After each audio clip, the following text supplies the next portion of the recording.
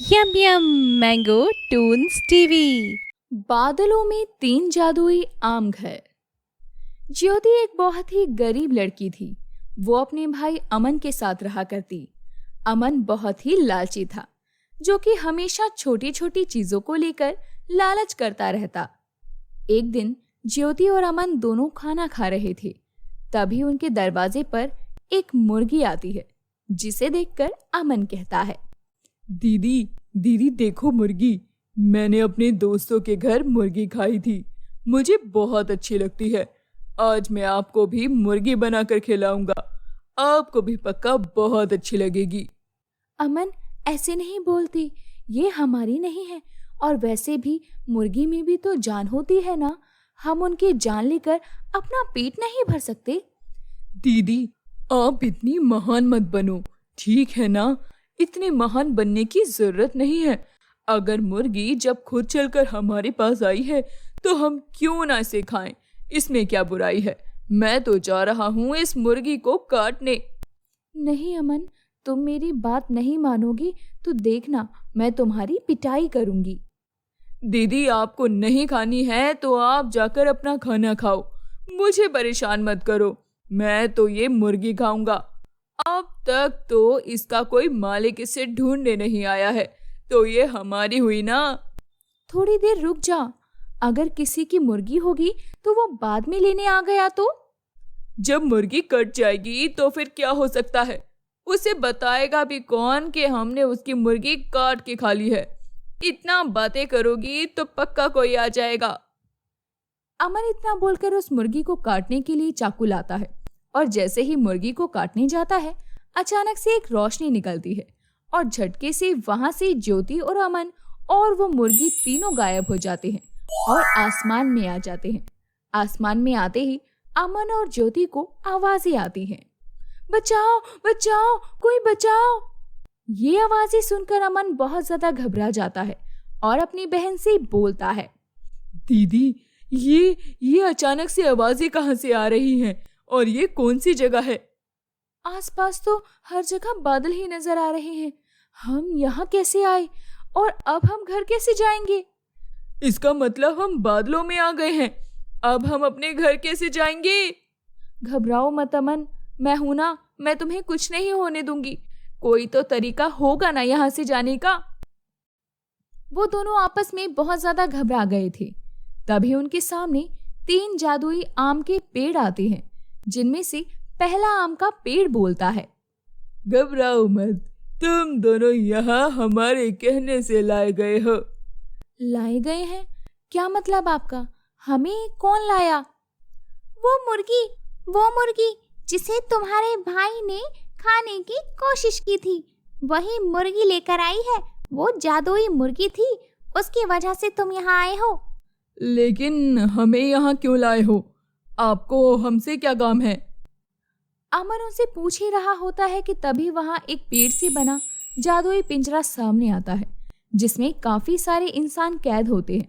उनमें से एक इंसान बोलता है, अरे बचाओ भाई, हमें बचा लो, हमें यहाँ से बाहर निकालो। ये लोग कौन है और इन्हें कैद क्यों किया गया है? ये तो बस वही लोग हैं जो हमारे जादुई आम के पेड़ से आम चुरा रहे थे, तो बस इनको सजा मिली है। क्या बस आम खाने की वजह से आप लोगों ने इन्हें अपने पास बंदी बना लिया? दीदी फिर ये लोग मेरा क्या करेंगे? मैंने तो इनकी मुर्गी खाने का प्लान बनाया था। अमन तुम डर क्यों रहे हो? ये लोग हमारे साथ कुछ नहीं कर सकते। और आप हमें ये बताओ कि आप हमें यहाँ क्यों लाए हो? हमने क्या किया है? तुम लोग बहुत गरीब हो ना, तो बताओ ज्योति तुम कि तुम्हें बहुत सारे पैसे धन दौलत चाहिए या फिर अपना भाई? कैसी बातें कर रहे हो? मैं अपने भाई से बहुत ज्यादा प्यार करती हूँ और अपने भाई से ऊपर किसी को नहीं देखती हूँ। और अमन तुम बताओ, तुम्हें क्या चाहिए? अपनी बहन या ढेर सारे पैसे? मुझे तो पैसे चाहिए, लेकिन मैं अपनी दीदी से बहुत प्यार करता हूँ, मुझे भी अपनी दीदी ही चाहिए। बहुत खूब, तुम दोनों ने एक दूसरे को ही मांगा, इसीलिए मैं भाई बहन से अलग अलग पूछता हूँ। बोलो ज्योति, तुम्हें क्या चाहिए? तुम जो मांगोगी मैं तुम्हें वो सब दूंगा। दीदी इतना क्या सोच रही हो? बोल दो ना, हमें अपना घर चाहिए और ढेर सारा पैसा। अब तो ये मुझे भी दांव पर नहीं लगा रहे। नहीं अमन, यहाँ देख, इतने सारे लोग बंदी बने हुए हैं। अगर हम इन्हें यहाँ मुसीबत में छोड़कर चले जाएंगे तो कैसा लगेगा? दीदी ये क्या, हमारे रिश्तेदार लगते हैं जो आप इनके बारे में सोच रही हो। हाँ, हमारे रिश्तेदार नहीं लगते, लेकिन एक बात बता अमन मेरे भाई, कि हम अब तक तो कम पैसों में भी खुश थे ना, तो अब लालच क्यों करना? जल्दी बोलो, तुम लोगों के पास ज्यादा समय नहीं है। अगर अभी तुमने जवाब नहीं दिया तो हम तुम्हें भी बंदी बना लेंगे, इसीलिए कम समय है। तुम दोनों के पास तो जल्दी से जवाब दो। हमें इन लोगों की रिहाई चाहिए और कुछ नहीं। ठीक है, तुम अपनी इच्छा मांग चुकी हो और अब तुम्हारी इच्छा को हम पूरी करते हैं।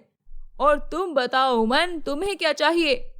मुझे तो बहुत सारा पैसा चाहिए, इतना पैसा कि मैं मुर्गी और मीठे आम खा सकूं। ये तू क्या कह रहा है अमन?